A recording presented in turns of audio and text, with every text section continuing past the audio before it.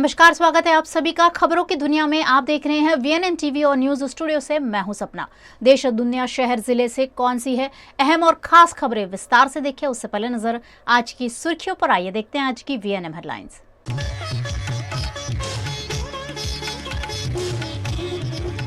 लोकसभा में आज अविश्वास प्रस्ताव पर महाबहस। दिन भर चला आरोप प्रत्यारोप का दौर।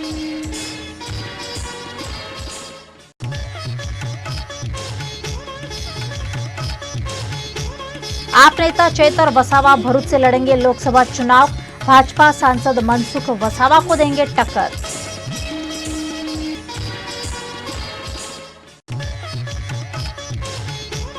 और वडोदरा का साइकिल ट्रैक भ्रष्टाचार का बड़ा सा नमूना। साइकिल ट्रैक पर नहीं है साइकिल चलाने की जगह।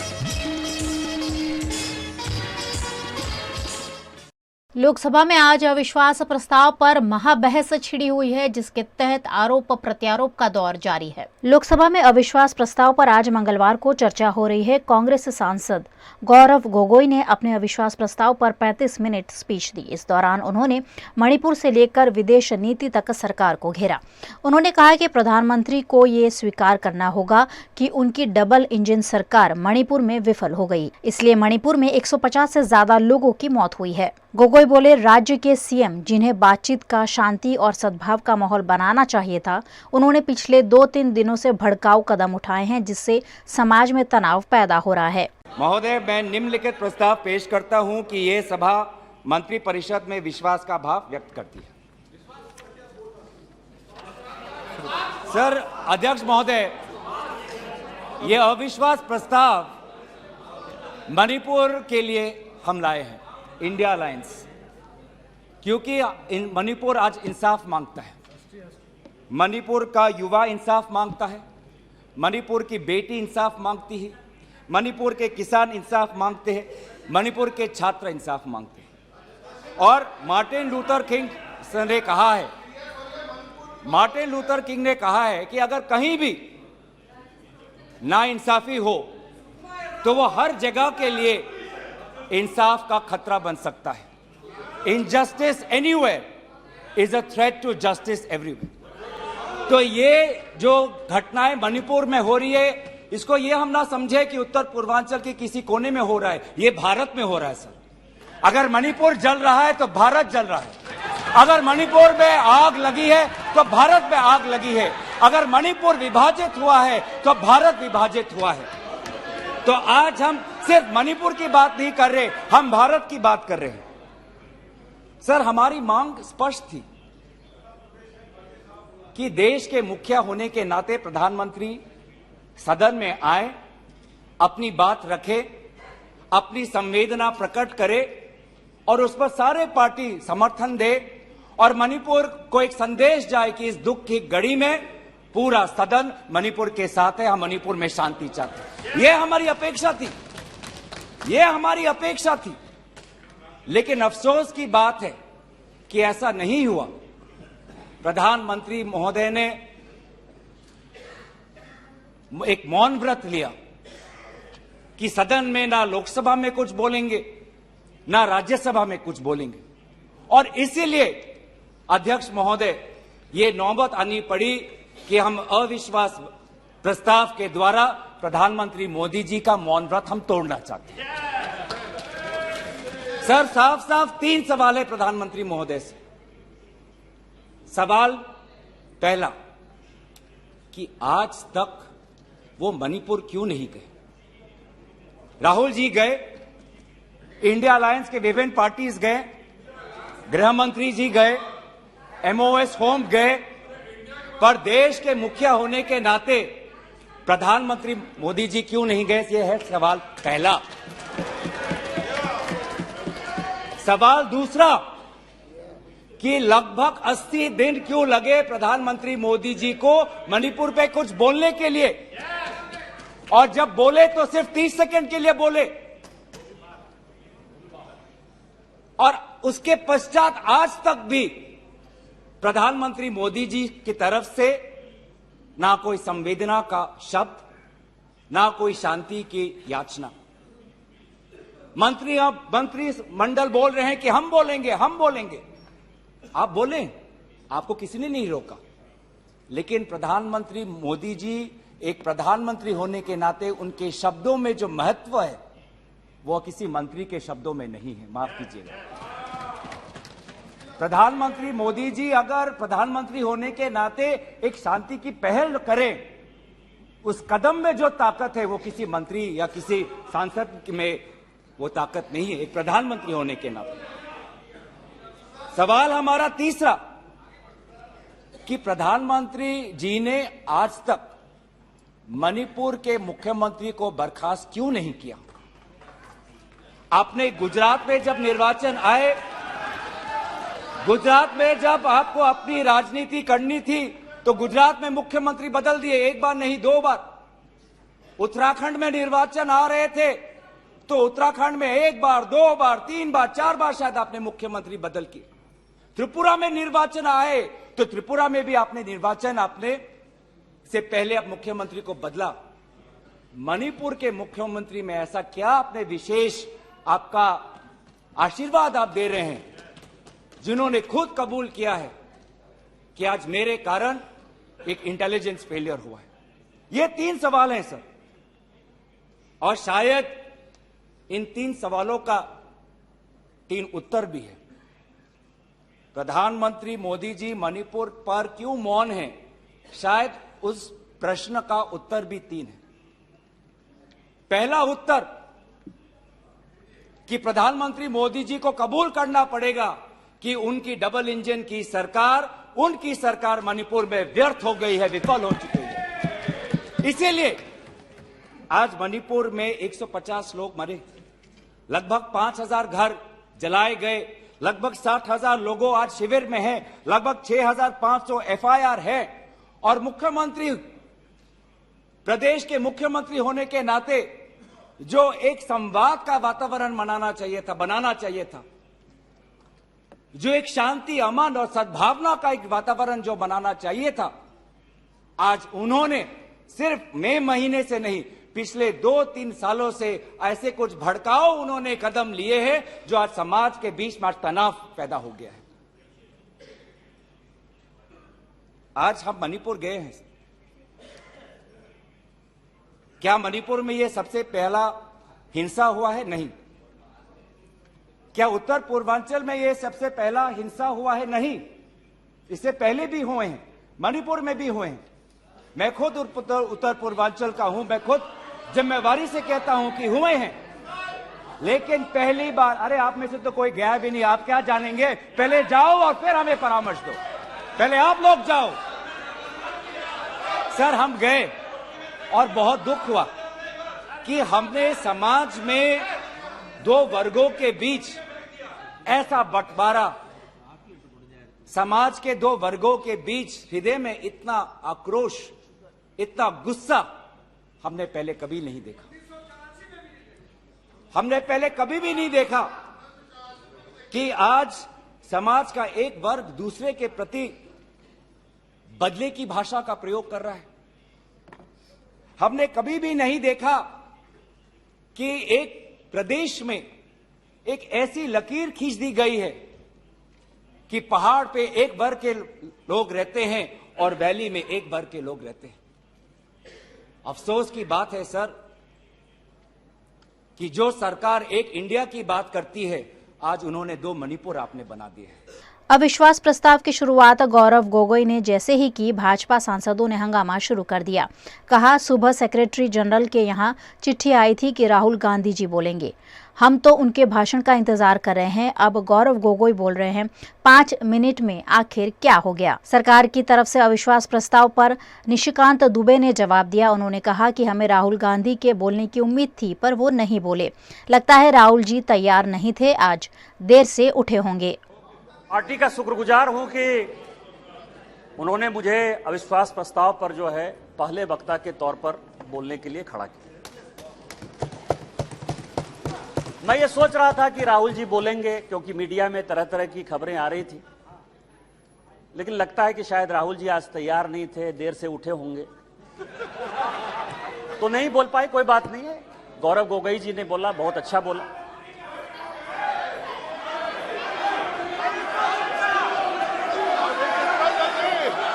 स्पीकर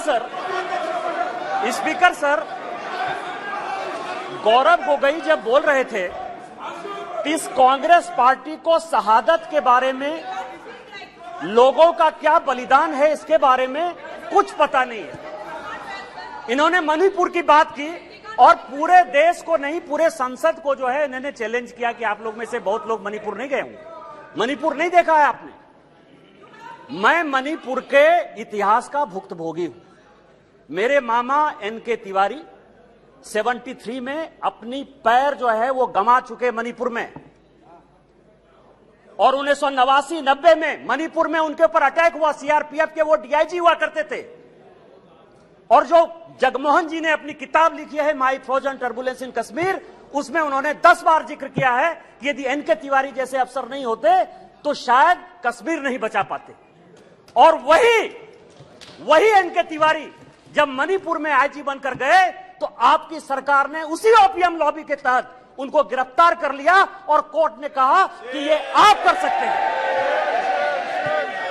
आप राष्ट्रवाद की बात करते हो, आप मणिपुर की बात करते हो। आपने अभी कहा कि असम में समझौता हुआ, आप तो असम के हैं, सांसद हैं। क्या 83 के चुनाव में कितने % लोगों ने असम में वोट दिया था? कितने लोग मारे गए थे? और जब आपने all India Assam students union के साथ समझौता किया तो उस समझौते का एक पार्ट था कि ये सरकार जो है हटाई जाएगी, आपकी सरकार खत्म की जाएगी। क्या वो समझौते का पार्ट नहीं था? मैं तो माननीय गृह मंत्री जी को कहूंगा कि वो समझौते का जो पूरा प्रारूप है इस सदन के अंदर जब अपना जवाब दें तो शायद वो जवाब देंगे। कल राहुल जी आए, ऐसा हंगामा हुआ, पूरी दुनिया आ गई। राहुल जी गए ही कब थे? हम लोग भी यहां सारे सांसद बैठे हैं और उनको जानकारी होनी चाहिए कि हम जो है बजट सेशन में यहां आए थे, मार्च अप्रैल में यहां आए थे ना। राहुल जी थे बजट सेशन में कि नहीं थे ना? इसके बाद हम लोग मानसून सेशन में आए, राहुल जी हैं कि नहीं मानसून सेशन में? राहुल जी गए कहां थे? कहां गए थे? किस तरह की चर्चा है? और दूसरी बात यह है कि जिस सुप्रीम कोर्ट के जजमेंट के आधार पर आए हैं उसने अभी जजमेंट नहीं दिया है, अभी स्टे ऑर्डर दिया है। और तो भी उन्होंने कहा है, लोग कहते हैं प्रधानमंत्री मौन है, प्रधानमंत्री माफी नहीं मांगते, प्रधानमंत्री चीजें नहीं बोलते। मैं ये कह रहा हूं कि ये क्या नहीं कर रहे हैं, या अभी भी कह रहे हैं, दो चीजें कर रहे हैं। मैं माफी नहीं मांगूंगा। क्यों माफी मांगे भाई? मोदी तो बहुत छोटा जात है, नीच जात है, ओबीसी है, ओबीसी से क्यों माफी मांगेंगे? बड़े आदमी है। और दूसरी बात यह है कि सावरकर नहीं हूं मैं, सावरकर नहीं हूं मैं। आप सावरकर हो भी नहीं सकते, कभी जिंदगी भी नहीं हो सकते। 28 साल उस आदमी ने जेल में गुजारा है। आप अपनी तुलना सावरकर से करते हैं, कभी सावरकर नहीं हो सकते। ये जो सवाल है सर, ये INDIA की बात करते हैं। मुझे तो, मैं सोनिया जी का बहुत सम्मान करता हूं, और ये जो INDIA बना है सर, ये INDIA, यहां जितने लोग सांसद बैठे हैं ना, उनको रैंडम यदि आप पूछ लीजिए अपोजिशन वाले से कि INDIA का क्या फुल फॉर्म है, शायद कुछ ही लोग होंगे जो बता पाएंगे। और ये इंडिया बात कर रहे हैं सर। मैं तो इस मणिपुर का जो है शुक्रगुजार हूं, मणिपुर का शुक्रगुजार हूं, जिसको अभी आपने डांटा सर, दानिश अली को, जिसको आपने डांटा। भारत माता की जय कहने पर भी उसको लगता है कि ये बीजेपी का नारा है। लेकिन मैं मणिपुर का शुक्रगुजार हूं कि जितना इंडिया जो है आजादी के बाद से कांग्रेस ने नहीं किया होगा, 1947 के बाद से उतनी बार इंडिया का यहां नारा लगा। 2024 लोकसभा चुनाव में आदिवासी नेता चेतर वसावा ने भरूच लोकसभा बैठक से चुनाव लड़ने की तैयारी दिखाई है। गुजरात में कांग्रेस और आम आदमी पार्टी के गठबंधन का ऐलान कर दिया गया है, जिसके बाद से ही लोकसभा टिकट की जोड़तोड़ शुरू कर दी गई है। इसी बीच देड़ियापाड़ा सीट से जीते आम आदमी पार्टी के विधायक और आदिवासी नेता चेतर वसावा ने भरूच सीट से भाजपा के सांसद मनसुख वसावा के सामने लोकसभा चुनाव के मैदान में उतरने का ऐलान कर दिया है। आम सुप्रीमो केजरीवाल की हरी झंडी मिलने के बाद मीडिया के समक्ष चेतर वसावा ने ये ऐलान कर दिया है। चेतर वसावा ने कहा कि उन्होंने लोकसभा चुनाव की तैयारियां अभी से शुरू कर दी है। हाँ, ચોક્કસ ઇન્ડિયા ટીમની જે ગઠબંધન વિપક્ષી દળોનું થયું છે, અગાઉ બે મીટિંગ એક પટણા અને બેંગલુરુ ખાતે થઈ છે, અને આવનાર સમયમાં પણ એ મિટિંગો થવાની છે. તો અમે એમાં ખુશ છે, રાજી છે. આવનાર દિવસોમાં તાનાશાહી જે સરકાર છે એની સામે અમે એકજૂટ થઈને લડવા માંગીએ છીએ. એની અસર સમગ્ર ગુજરાતમાં થવાની છે. ગુજરાતમાં પણ જે 26 લોકસભાની બેઠકો છે એમાં આમ આદમી પાર્ટી કોંગ્રેસ સાથે રહીને ગઠબંધન કરીને અહીં પણ ઉતરવાની છે. અમારે ભરૂચ સીટ પર પૂરી તૈયારી છે લડવાની. સાથે સાથે બારડોલી, વલસાડ, દાહોદ, છોટાઉદેપુર અને જે જૂનાગઢની બેઠક છે એમાં અમે વિધાનસભામાં પણ ખૂબ મજબૂત છે, બીજા નંબરે રહેલા છે. તો એ સીટો પર પણ આવનાર દિવસોમાં અમે લડવાના છે. ચૈતરભાઈ વસાવા ભરૂચ સીટ પરથી લડવાના છે. આમ આદમી પાર્ટીના રાષ્ટ્રીય સંયોજકે પણ મને કીધું છે અને અમારા સંગઠનના તમામ આગેવાનો આ તૈયારીમાં જોતરાઈ જશે અને આવનાર દિવસોમાં અમે પૂરી તાકાતથી भरूच लोकसभा में हूँ पोते उतरवानो छुं। गुजरात के वडोदरा शहर में आजवा रोड पर करोड़ों की लागत से बना साइकिल ट्रैक सिर्फ और सिर्फ जनता के पैसों की फिजूल खर्ची साबित हो रहा है। वडोदरा के आजवा रोड पर सरदार एस्टेट 4 रस्ता इलाके में पानी गेट आजवा रोड और वाघोडिया रिंग रोड के लोगों को सुविधा देने के मकसद से वडोदरा महानगर पालिका द्वारा साइकिल ट्रैक बनाया गया। लोगों के स्वास्थ्य की सुखाकारी के आशय से बनाया गया ये साइकिल ट्रैक फायदेमंद साबित होने के बजाय भ्रष्टाचार का बड़ा सा नमूना लग रहा है। स्थायी समिति के अध्यक्ष डॉक्टर हितेंद्र पटेल द्वारा अप्रैल महीने में इस साइकिल ट्रैक का लोकार्पण किया गया था। 2.5 से 3 किलोमीटर लंबे साइकिल ट्रैक के निर्माण में 1 करोड़ 88 लाख रुपए खर्च किए गए हैं, लेकिन यहाँ साइकिल चलाने जैसी कोई सुविधा ही नहीं है। साइकिल ट्रैक के लिए बनाए गए पट्टे भी अब तो सड़क से नदारद हैं। इतना ही नहीं, साइकिल ट्रैक पर ज्यादातर वाहनों का ही जमावड़ा देखने मिलता है। बात यहाँ पर रुकती भी नहीं है, साइकिल ट्रैक पर ही कॉरपोरेशन द्वारा गड्ढे खोद दिए गए हैं। ऐसे में अगर कोई चाहे तो भी यहाँ साइकिल कैसे चलाएं?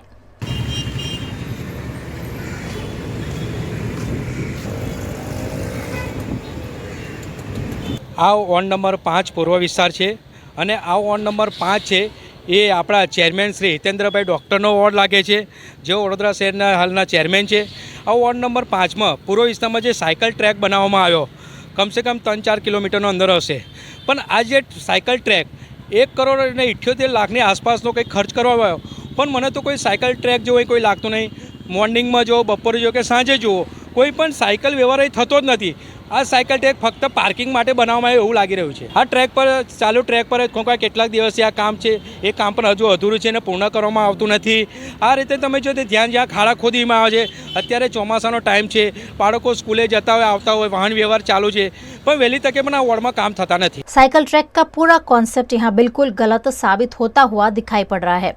साइकिल ट्रैक बनाने के बाद उसका इस्तेमाल हो रहा है कि नहीं, ये देखने की भी कॉरपोरेशन को फुर्सत नहीं है। कहीं ना कहीं कॉन्ट्रैक्टर के साथ मिलकर सिर्फ और सिर्फ कॉरपोरेशन की तिजोरी खाली करने के लिए ये साइकिल ट्रैक बनाया गया हो, ऐसा प्रतीत हो रहा है।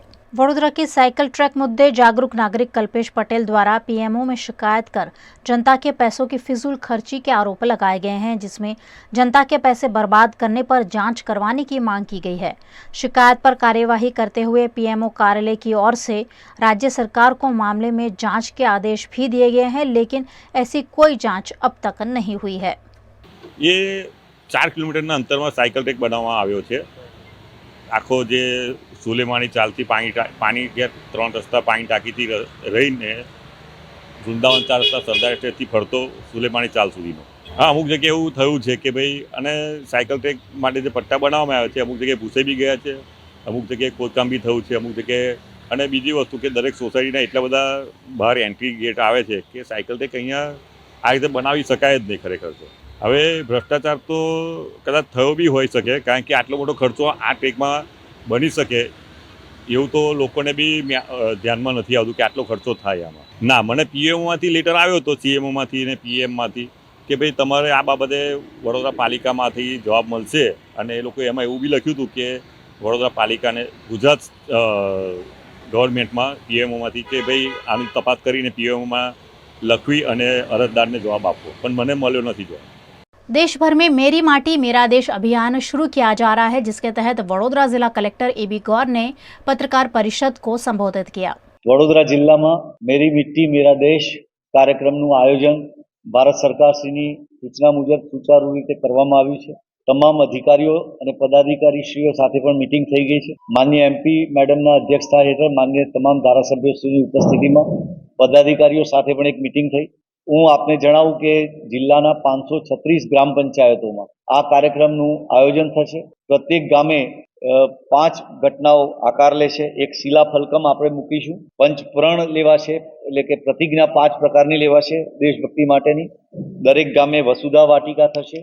વીરોના વંદનનો કાર્યક્રમ, ધ્વજવંદન અને રાષ્ટ્રગાન સાથે આપણે આ કાર્યક્રમનું સમાપન થશે. જે શિલાફલકમ થશે એમાં જે તે ગામના સ્વતંત્ર સેનાની અને જે તે ગામના કોઈ શહીદ વીર હશે તો એમનું નામ પણ એમાં અંકિત થશે. એની એક રેપ્લિકા પણ અમે ગામની શાળાની અંદર લગાવીશું, જેથી બાળકોને પણ એનું એક પ્રોત્સાહન મળી રહે. આ ઉપરાંત તાલુકા કક્ષાનો કાર્યક્રમ જે વડોદરાની અંદર 16 થી 18 તારીખ દરમિયાન યોજાશે, એમાં એક ભવ્ય માર્ચ પાસ્ટનું આયોજન કરવામાં આવ્યું છે, જેમાં તમામ પદાધિકારીશ્રીઓ, અધિકારીશ્રીઓ અને જનમાન્ય નાગરિકો પણ એની અંદર અને તમામ નાગરિકો જે તે તાલુકા મથકના જોડાશે. અને ત્યાં પણ આ જ પ્રકારે વસુધા વાટિકા, શિલાફલકમ, પંચપ્રાણ, વીરોકા વંદન, ધ્વજવંદન અને રાષ્ટ્રગાનનો કાર્યક્રમ થશે. પ્રત્યેક નાગરિકો જે સુનિશ્ચિત કરેલી વેબસાઇટ જે અમે મીડિયા મારફતે આપને જણાવી રહ્યા છીએ એની ઉપર માઇક્રો વેબસાઇટ ઉપર પણ પોતે હાથમાં દીવો અથવા મીઠી લઈ અને પોતાની સેલ્ફી અપલોડ કરે તેવી आग्रहभरी विनती करिए छे ने उत्साहभेर बधा भाग ले एवी विनती। गुजरात में रविवार को कराए गए नगर पालिका के उपचुनाव के परिणामों के नतीजों का आज ऐलान हुआ, जिसमें कहीं कांग्रेस तो कहीं भाजपा की जीत हुई है। गुजरात के कई शहरों में 6 अगस्त को नगर पालिका के उपचुनाव का आयोजन किया गया था। सूरत में आयोजित उपचुनाव में भारतीय जनता पार्टी की जीत हुई है। सूरत के वार्ड नंबर 20 में उपचुनाव का आयोजन किया गया था, जिसमें 10 राउंड की काउंटिंग के बाद राजेश राणा को 6555 वोट से विजेता घोषित किया गया है। परिणाम के ऐलानों के साथ ही भारतीय जनता पार्टी के समर्थकों में खुशी की लहर देखने मिली। मतगणना सेंटर के बाहर बड़ी संख्या में भारतीय जनता पार्टी के कार्यकर्ताओं का जमावड़ा देखा गया।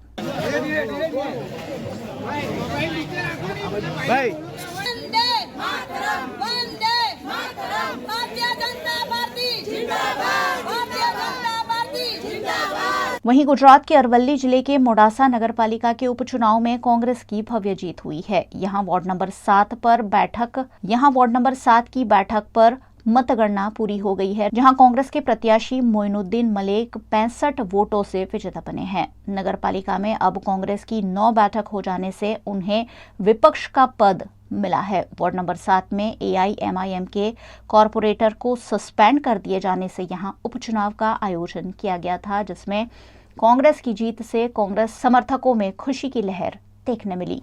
VNM टीवी पर आप देख रहे हैं खबरें। वक्त हो चला एक छोटे से अंतराल का, कहीं जाइएगा नहीं। ब्रेक के उस पार खास खबरें अभी और भी हैं। अनेक वर्षोથી સરકારશ્રી તરફથી અવર્ગ ધરાવતી નામાંકિત Baroda citizen community cooperative credit society સર્વને શાહુકારો તથા પ્રાઇવેટ ફાઇનાન્સરોના આકરા વ્યાજમાંથી મુક્તિ અપાવે છે। ઓછી વત્તી દરેક પ્રકારની આવક ધરાવતા લોકો માટે ઓછા વ્યાજે સરળ હપ્તે અનેક પ્રકારની લોન ઉપલબ્ધ। ફાઇનાન્સ કંપનીઓ કરતા ઘણા ઓછા વ્યાજ। વાર્ષિક વ્યાજ દર 8.5% થી શરૂ। अनुकूलता मुजबना EMI। लोन माटे सिबिलनी पण जरूर नथी। पेनल्टी वगर लोननी वहेली चुकवणी शक्य। बचत खाता पर पण आकर्षक व्याज मेळवो।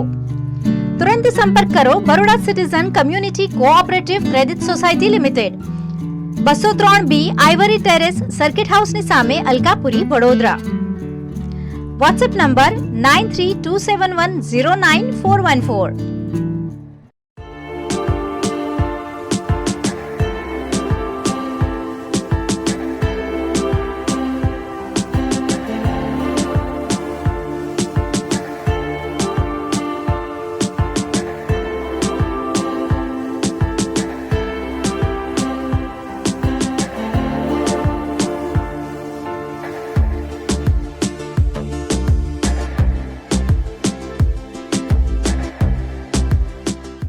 भारत ले रहा है इलेक्ट्रिक अंगड़ाई। क्यों ना हम साथ चले, साथ चले, साथ बढ़े, साथ बढ़े, देश मेरे, देश मेरे।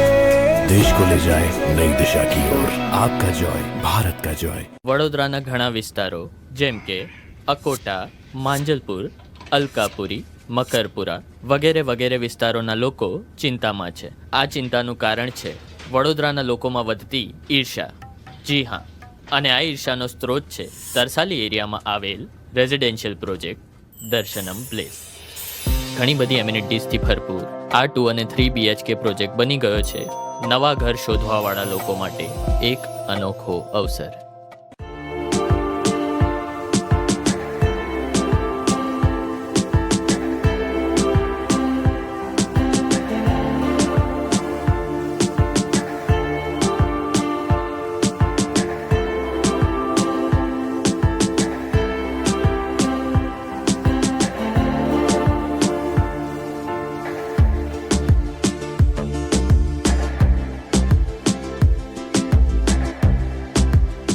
भारत ले रहा है इलेक्ट्रिक अंगड़ाई. क्यों ना हम साथ चले, साथ चले, साथ बढ़े, साथ बढ़े, देश मेरे, देश मेरे.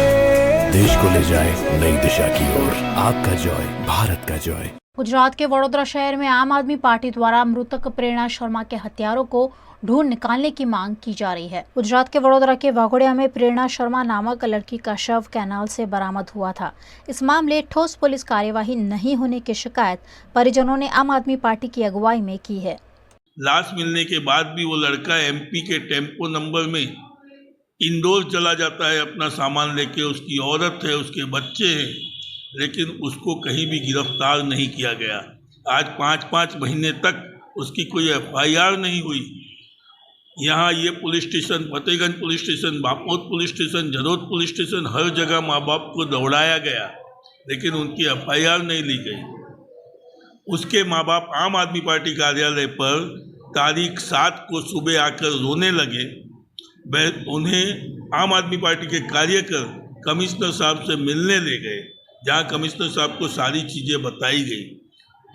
लड़की की बड़ी बहन जो 20 साल की है, उसने पूरा जिस तरह से उन पर बीती थी उसने अपनी आप बीती सुनाई. लेकिन फिर भी कमिश्नर साहब को उसको दया, उसकी कमिश्नर साहब से कोई दया की दरखास्त की, लेकिन कमिश्नर साहब को कोई दया नहीं आई.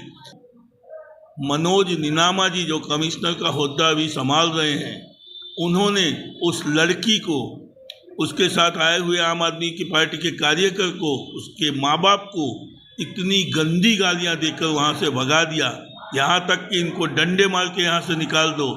इस तरह का तो कोई आम आदमी भी किसी के साथ नहीं करता है जो कमिश्नर साहब ने किया है. कमिश्नर साहब का फर्ज बनता था कि लड़की को आश्वासन दे कि न्याय मिलेगा. घटना के पीछे अभय पलाश नाम का लड़का है जिसने ये पूरा कांड किया है.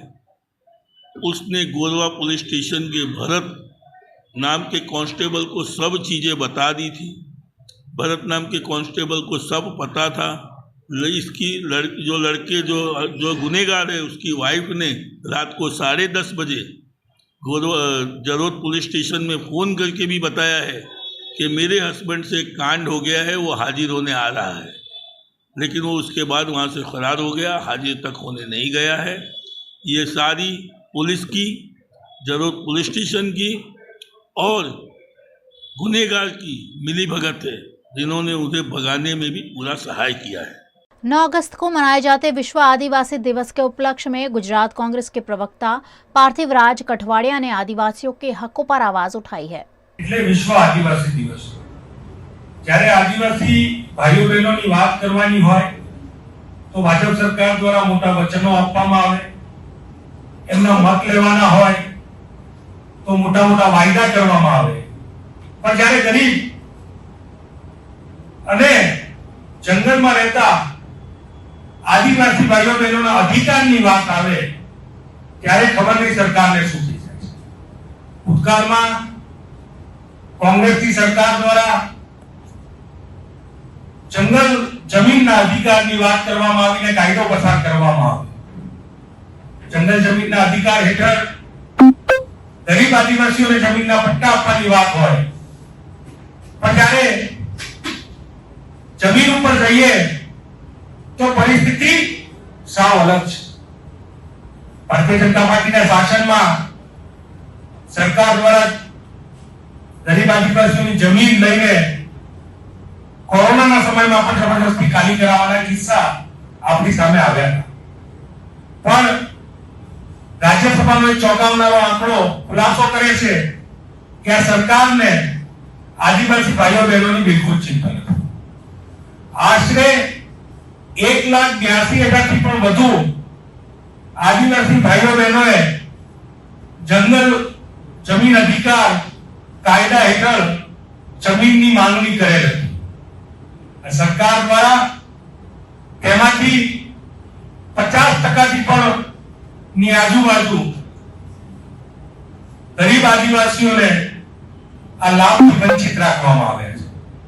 સમગ્ર ગુજરાતના 91,000 થી પણ વધુ ગરીબ વંચિત આદિવાસીઓને તેમના અધિકારથી વંચિત રાખવામાં આવ્યા છે. 34,000 થી વધુ આદિવાસીઓ જેમણે જંગલ જમીનના અધિકાર હેઠળ જમીનની માંગણી કરી હતી તેમના ઉપર હજુ સુધી કોઈ નિર્ણય નથી આવ્યો. 57,000 થી વધુ ગરીબ આદિવાસીઓના જે હક અધિકારો છે એ જે હક અધિકારો ઉપર જે જંગલ જમીનનો અધિકાર માંગ્યો હતો તેને રદ કરવામાં આવ્યો છે. गुजरात के अहमदाबाद में नशीले पदार्थों की तस्करी रोकने के भागरूप लाखों रुपए के मुद्दामाल के साथ एक महिला समेत 4 शख्स गिरफ्तार हुए हैं.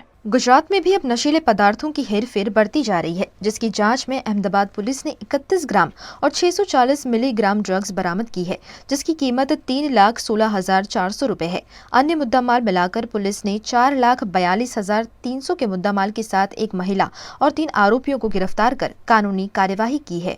અમારી એસઓજીના ટીમના પીઆઈ ગોસાઈ અને એસઆઈ જયેશ દેસાઈને એક માહિતી મળે કે નાના ચિલોડા શિખર એવન્યુ નામનું એક બિલ્ડિંગ છે, ત્યાં આગળ એક ઓટો રિક્ષામાં 3 શખ્સો અને એક લેડીઝ એમડી ડ્રગ્સનું વેચાણ કરી રહેલ છે. જે માહિતી આધારે અમારી ટીમે ત્યાં આગળ રેડ કરતા ઓટો રિક્ષામાંથી કાજીમ યુનુસ સૈયદ, સબીર જોહર શેખ, નઈમુદ્દીન અલીમુદ્દીન સૈયદ, વિશાખા ઉર્ફે રિવોલ્વર રાની, માંગીલાલ મેઘવાલ, આ 4 ઇસમ મળી આવેલ, જેની અંગ ઝડપીમાંથી અલગ અલગ 31.700 ml એમડી ડ્રગ્સ મળી આવેલ, જે આશરે રિક્ષા સાથેનો 4 લાખ ઉપરનો મુદ્દામાલ છે. આ લોકોની પંચનામાની વિગતે સર્ચ કરી આ લોકોના વિરુદ્ધમાં નાર્કોટિક્સ મુજબનો ગુનો દાખલ કરી અને આગળની કાર્યવાહી તપાસ ચાલુ છે. એ નઈમુદ્દીન છે, એના ફાધર અલીમુદ્દીન જે છે એ નાર્કોટિક્સના કેસમાં છેલ્લા 10 વર્ષથી જેલમાં છે. વિશાખાના કોઈ મતલબ કે પાસ હિસ્ટ્રી નથી, પણ એના એક અમને અગાઉ એક ફેબ્રુઆરીમાં મેલ મળેલ, જેમાં એના કોઈ રિલેટિવે અમને માહિતી આપેલ કે આ જે છે વિશાખા એ ડ્રગ એડિક્ટ છે, પેડલર પણ છે અને 100 નામની વરના ગાડી રાખી અને एक मोहिद्दीन नामना शख्स साथे आ मतलब धंधो करी रहेल छे. गुजरात के वडोदरा की विश्व प्रसिद्ध एमएस यूनिवर्सिटी की साइंस फैकल्टी में सुचारू पार्किंग व्यवस्था की जरूरत है. वडोदरा में एमएस यूनिवर्सिटी की साइंस फैकल्टी में पार्किंग समस्या हमेशा ही छात्रों से लेकर प्रोफेसर तक के लिए सिरदर्द बनी रहती है. ऐसे में पुराने पार्किंग स्टैंड को नए सिरे से बनाकर पार्किंग की अतिरिक्त सुविधा मुहैया कराने साइंस फैकल्टी के डीन हरि कटारिया ने पुराने खस्ताहाल पार्किंग का दौरा किया. यहाँ उन्होंने पुराने पार्किंग स्टैंड का निरीक्षण करते हुए पार्किंग की जगह बढ़ाने की संभावनाओं को तराशा.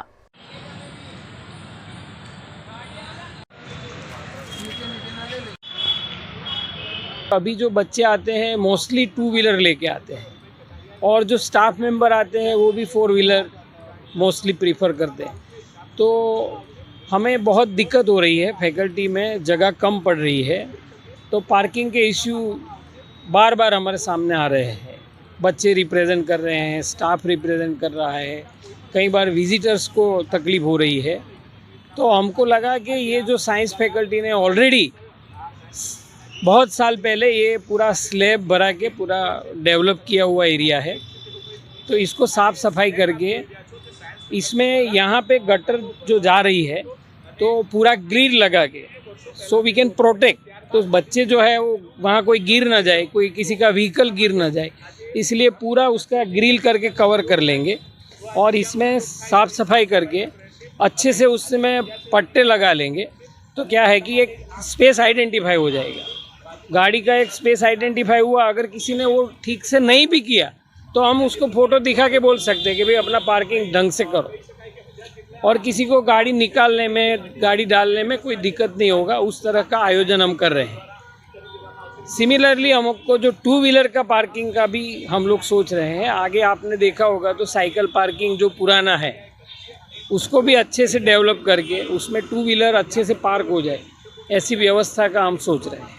गुजरात के वडोदरा महानगर पालिका में विद्युत कमेटी की बैठक का आयोजन किया गया, जिसमें वडोदरा के स्ट्रीट लाइट समेत के कई मुद्दों पर विचार विमर्श किया गया। गुजरात के वडोदरा शहर में महानगर पालिका कार्यालय में विद्युत कमेटी की रिव्यू बैठक का आयोजन किया गया। विद्युत कमेटी के अध्यक्ष सुरेखा पटेल और सदस्यों की उपस्थिति में वडोदरा शहर से जुड़े कई मुद्दों पर विचार विमर्श किया गया, जिसमें खासकर स्ट्रीट लाइट पर चर्चा की गई।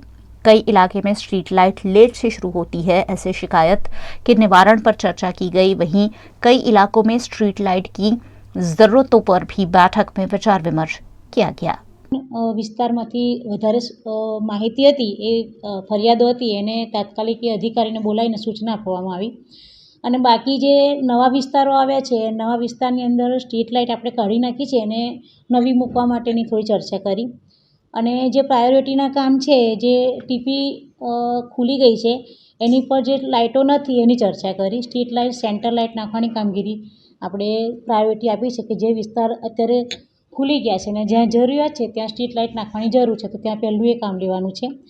બાકી અમારા સભ્યો છે, સભ્યોના કંઈ પણ સૂચન હતા કે અમારે ધાર્મિક સ્થળ ઉપર સ્ટ્રીટ લાઇટ આપવી છે કે કોમન પ્લોટમાં આપવી છે, તો એ સૂચનોનું થોડું ડિલે થતું હતું, તો એ અધિકારીને બોલાવીને કે જલ્દી કામ થાય એના માટે ચર્ચા કરી।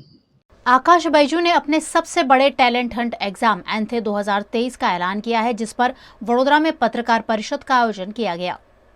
परीक्षण तैयारी सेवाओं में राष्ट्रीय स्तर पर अग्रणी आकाश बैजू ने अपने लोकप्रिय और व्यापक रूप से मांग वाले एंथे यानी आकाश नेशनल टैलेंट हंट परीक्षा 2023 के 14वें संस्करण का अनावरण किया है, जो छात्रों को सालाना स्कॉलरशिप परीक्षा का अवसर प्रदान करती है। कक्षा 7 से 12वीं के छात्रों के लिए 100% तक छात्रवृत्ति और उल्लेखनीय नगद पुरस्कारों के साथ उनकी क्षमता को उजागर करना इस परीक्षा का मकसद है। मेडिसिन से लेकर इंजीनियरिंग में पढ़ाई का सपना पूरा करने के लिए छात्रों को सशक्त बनाने का ये प्रयास है। एंथे स्कॉलरशिप के लिए कौन कौन रजिस्ट्रेशन करा सकता है, ये सारी जानकारी पत्रकार परिषद में उपलब्ध कराई गई। इस साल गुजरात के बच्चों के लिए ये एग्ज़ाम इंग्लिश के साथ साथ गुजराती में भी होगा। इसमें 7th से लेकर 12th तक का बच्चा अपीयर कर सकता है अपनी अगली क्लास में एनरोलमेंट के लिए। जो बच्चों का ड्रीम होता है नीट, जेई के साथ साथ 8, 9, 10th में अच्छी कोचिंग ज्वाइन करना, और उन्हें लगता है कि फ़ी हमारे लिए कोई चैलेंज है, तो उनके लिए ये स्कॉलरशिप एग्जामिनेशन बहुत ही वैल्यू ऐड कर सकता है। गुजरात के वडोदरा शहर में आजवा रोड पर करोड़ों की लागत से बना साइकिल ट्रैक सिर्फ और सिर्फ जनता के पैसों की फिजूल खर्ची साबित हो रहा है। वडोदरा के आजवा रोड पर सरदार एस्टेट 4 रस्ता इलाके में पानीगेट आजवा रोड और वाघोड़िया रिंग रोड के लोगों को सुविधा देने के मकसद से वडोदरा महानगर पालिका द्वारा साइकिल ट्रैक बनाया गया। लोगों के स्वास्थ्य की सुखाकारी के आशय से बनाया गया ये साइकिल ट्रैक फायदेमंद साबित होने के बजाय भ्रष्टाचार का बड़ा सा नमूना लग रहा है। स्थायी समिति के अध्यक्ष डॉक्टर हितेंद्र पटेल द्वारा अप्रैल महीने में इस साइकिल ट्रैक का लोकार्पण किया गया था। 2.5 से 3 किलोमीटर लंबे साइकिल ट्रैक के निर्माण में 1,88,00,000 रुपए खर्च किए गए हैं, लेकिन यहाँ साइकिल चलाने जैसी कोई सुविधा ही नहीं है। साइकिल ट्रैक के लिए बनाए गए पट्टे भी अब तो सड़क से नदारद हैं। इतना ही नहीं, साइकिल ट्रैक पर ज्यादातर वाहनों का ही जमावड़ा देखने मिलता है। बात यहाँ पर रुकती भी नहीं है, साइकिल ट्रैक पर ही कॉरपोरेशन द्वारा गड्ढे खोद दिए गए हैं। ऐसे में अगर कोई चाहे तो भी यहाँ साइकिल कैसे चलाएं?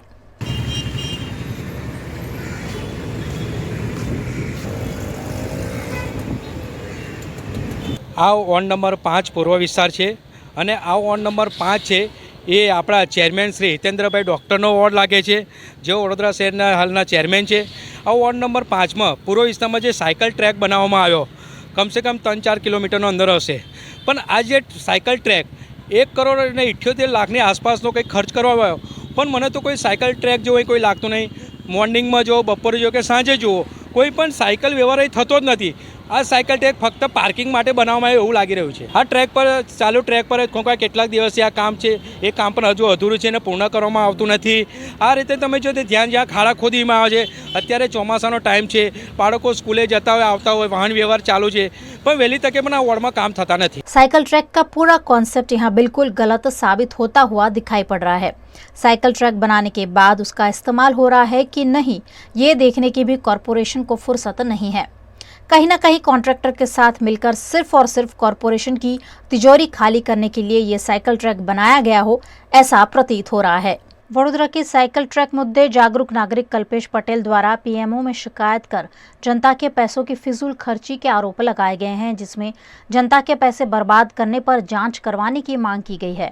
शिकायत पर कार्यवाही करते हुए पीएमओ कार्यालय की ओर से राज्य सरकार को मामले में जांच के आदेश भी दिए गए हैं, लेकिन ऐसी कोई जांच अब तक नहीं हुई है। ये 4 किलोमीटर अंतर में साइकिल ट्रेक बनावવામાં આવ્યો છે।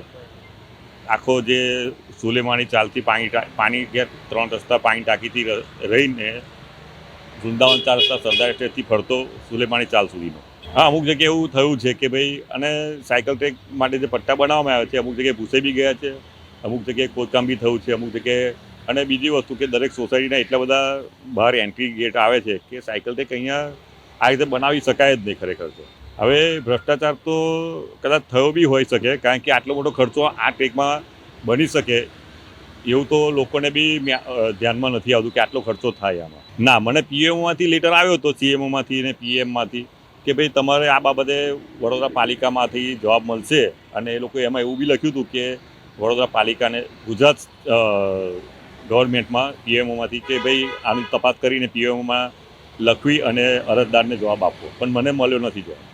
भारत में श्रावण महीने की पूर्णिमा पर रक्षाबंधन का त्योहार मनाया जाता है, जिसमें बहन अपने भाई को राखी बांधकर उसके लंबे जीवन की प्रार्थना करती है। ऐसी ही प्रार्थना देश भर के लोगों ने सीमा पर तैनात जवानों की सुरक्षा के लिए की। जब हम सब अपने अपने परिवार के साथ त्योहार मना रहे होते हैं, तब देश के जवान देश की सीमा पर तैनात होकर बिना ठंडी, गर्मी और बरसात की परवाह किए देश की रक्षा और सुरक्षा में तैनात होते हैं।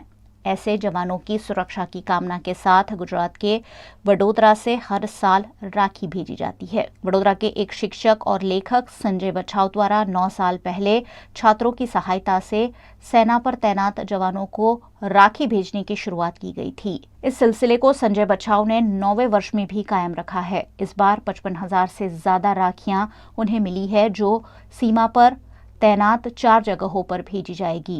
इस बार 55,000 राखियां कारगिल, सियाचिन, गलवान घाटी, अरुणाचल प्रदेश और भारत चीन बॉर्डर पर तैनात सैनिकों को भेजी जाएगी। Australia, Dubai, Germany, USA, Canada मिलाकर 14 देशों और भारत के 14 राज्यों से सैनिकों के लिए राखी लोगों ने भेजी है, जिन्हें अब छांट कर सीमा पर भेजने की तैयारी की जा रही है। पिछले 9 साल से ये सिलसिला संजय बछाव ने कायम रखा है, जिसका आशय देश की सुरक्षा में तैनात जवानों की रक्षा की कामना करने का है और साथ ही त्योहारों में उन्हें परिवार की याद न आए, इस मकसद के साथ उन्हें राखी भेजी जाती है, जिसकी तैयारियां इन दिनों जोरों शोरों से चल रही है।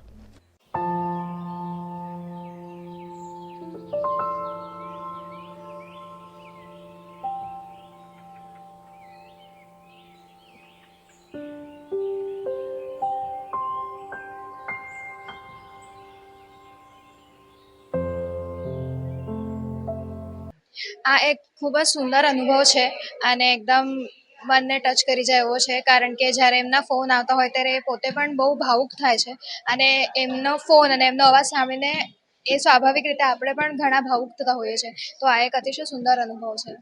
તમારી સાથે કેવો બનાવ બન્યો છે? હા, મને ફોન પણ આવ્યા છે, અને જ્યારે પહેલી વાર ફોન આવ્યો ત્યારે એવું બન્યું હતું કે રક્ષાબંધનનો જ દિવસ હતો, અને એ દિવસે હું મારા ભાઈને રાખી બાંધી હતી, અને એટલામાં ફોન આવ્યો। તો એક ક્ષણથી લઈને પછીના બધા જ દિવસ મારા ખૂબ જ સરસ ગયા હતા, કારણ કે એમને મને થેન્ક યુ કીધું ફોન કરીને કે અમે રાખી મોકલાવી, અને એ પણ બહુ સારો क्षण હતો।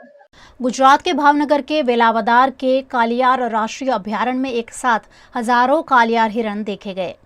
भावनगर के वेलावदर में कालियार राष्ट्रीय अभयारण्य है, जहां हजारों की संख्या में कालियार हिरन देखने मिलते हैं। इस राष्ट्रीय अभयारण्य से फिर एक बार अद्भुत नजारा सामने आया है, जहां एक के बाद एक हजारों कालियार हिरन सड़क के ऊपर से गुजर रहे हैं। खासकर मानसून के सीजन में कालियार घुट में रहना पसंद करते हैं। नेशनल पार्क में पिछली बार 7000 हिरन एक साथ देखे गए थे। भावनगर के वेलावदर इलाके में सड़क से गुजरने वाले भावनगर के DCF सादिक मुंजावर ने कालियार हिरन का ये वीडियो अपने कैमरे में कैद किया है। गुजरात के वडोदरा की विश्व प्रसिद्ध MS यूनिवर्सिटी में 5 दिवसीय बुक एग्जीबिशन का आयोजन किया गया है, जिसमें पूरे भारत के 60 बुक विक्रेता शामिल हुए हैं। वडोदरा की MS यूनिवर्सिटी प्रेमानंद हॉल में बुक एग्जीबिशन का आयोजन हुआ, जिसमें 10 स्टॉल लगाए गए हैं। पूरे भारत से आए 60 जितने बुक विक्रेताओं ने यहां अलग अलग स्टॉल लगाए हैं, जिसमें धार्मिक, सामाजिक और ज्ञानवर्धक किताबों को प्रदर्शित किया गया है। इस एग्जीबिशन का उद्घाटन MS यूनिवर्सिटी के VC प्रोफेसर विजय श्रीवास्तव के हाथों किया गया। इस मौके पर MS यूनिवर्सिटी के पदाधिकारियों, प्रोफेसरों और छात्रों की उपस्थिति रही।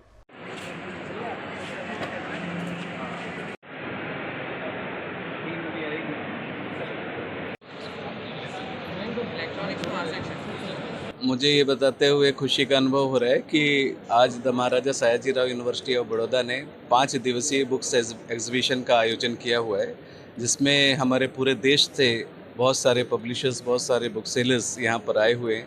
लगभग 60 जैसे बुक सेलर्स 5 दिनों में अपने अपने पुस्तकों का प्रदर्शन करेंगे और हमारे विद्यार्थी मित्र और हमारे जो शिक्षक मित्र हैं वो सीधे यहाँ पर फिजिकली उन बुक्स को देख करके कि वो बुक्स सच में उपयोगी हैं या नहीं हैं, वो देख करके बुक्स का चुनाव करेंगे।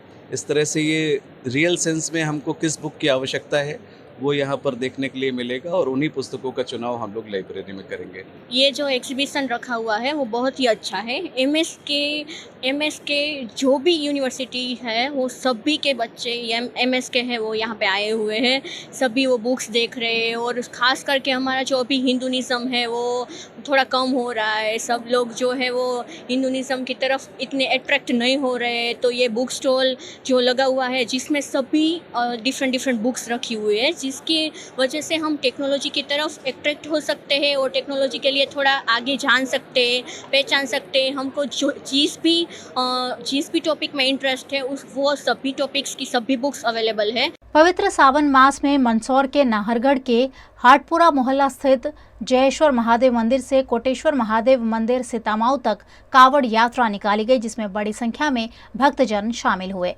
नाहरगढ़ से निकली कोटेश्वर महादेव कावड़ यात्रा और कावड़ियों का जगह जगह स्वागत किया गया।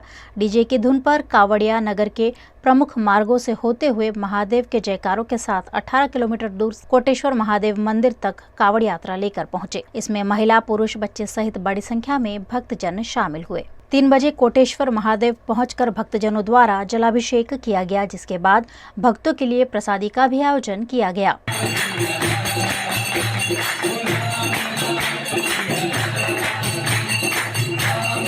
गुजरात के वडोदरा में माहेश्वरी समाज संगठन और भाईलाल अमीन जनरल अस्पताल द्वारा ब्रेस्ट कैंसर पर महिलाओं को जागरूक किया गया। ब्रेस्ट कैंसर की बीमारी महिलाओं में बढ़ती जा रही है। ऐसे में महिलाओं को इस बीमारी के प्रति जागरूक करने के लिए माहेश्वरी समाज संगठन ने भाईलाल अमीन जनरल हॉस्पिटल के संयुक्त प्रयासों से कैंसर पर लेक्चर और चेकअप कार्यक्रम आयोजित किया, जिसमें गायनोकोलॉजिस्ट डॉक्टर मोनिका जानी ने ब्रेस्ट कैंसर पर महत्वपूर्ण जानकारी दी। यह आयोजन माहेश्वरी समाज की अग्रणी महिलाओं द्वारा किया गया, जिसमें समाज के अध्यक्ष और ट्रस्ट के मैनेजिंग ट्रस्टी महेश्वरी विनोद भूतड़ा समेत के पदाधिकारियों की उपस्थिति रही। ये एक्चुअली क्या है कि लोग बहुत सारा कुछ नेट पे पढ़ने की कोशिश करते हैं। नेट पे बहुत सारा एडवांस्ड इंफॉर्मेशन होता है जो हर एक के बस में नहीं होता है कि क्या छांटे और क्या रखे। जब ऐसे सेमिनार्स होते हैं तो एक तो सिंपल लैंग्वेज में आप तक वो इंफॉर्मेशन पहुंच जाती है जिसकी आपको सबसे ज़्यादा ज़रूरत है, और प्लस 1-to-1 इंटरेक्शन में आप अपने डाउट्स भी क्लियर कर सकते हो। और इस तरह से जो 1-to-1 इंटरेक्शन होता है वो सबसे बेस्ट होता है।